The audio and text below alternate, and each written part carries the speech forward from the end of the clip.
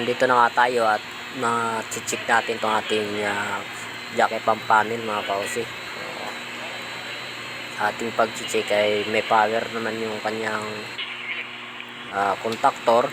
Subalit di yung dito sa may yan, dyan sa may kanyang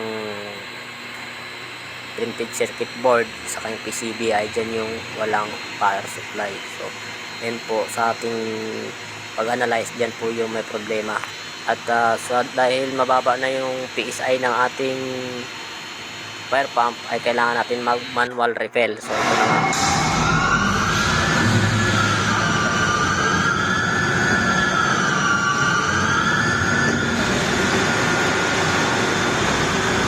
Bakit mo pinatay? Ha? Bakit mo pinatay? Bilis naman. Bilis lang yun. Kaya nga sabi sa'yo, manual shutdown tayo.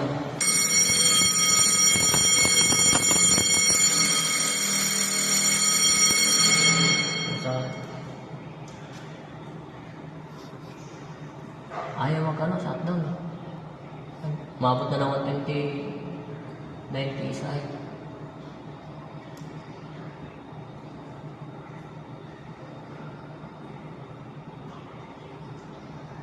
Natak mo na lang kaagad dito. Mabilis yan mabilis yan mag-repair. Pag manual, i-on mo lang to. Tapos, manual shutdown mo siya.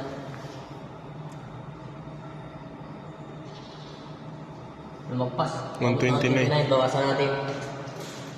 Dito naman Tip. Ayan, lumagpas siya sa 129. Umabot siya sa 129 no? Bali nag-refill kami dito sa fire. Gawin natin 125. Sa fire pump. Ngayon babawasan natin. Kailangan natin bawasan isang sakto natin ng 125 PSI. Yan. 128. Di makita sa camera.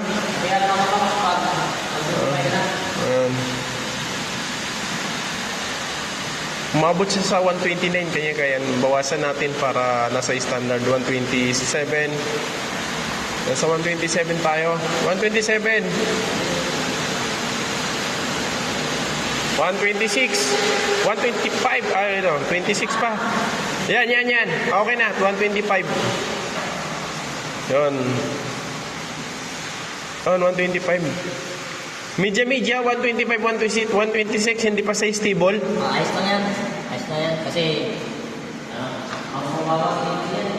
Ha? Di ba ang mabawas yan? Okay. Kasi natin yan, kailangan Okay, patayin ko na.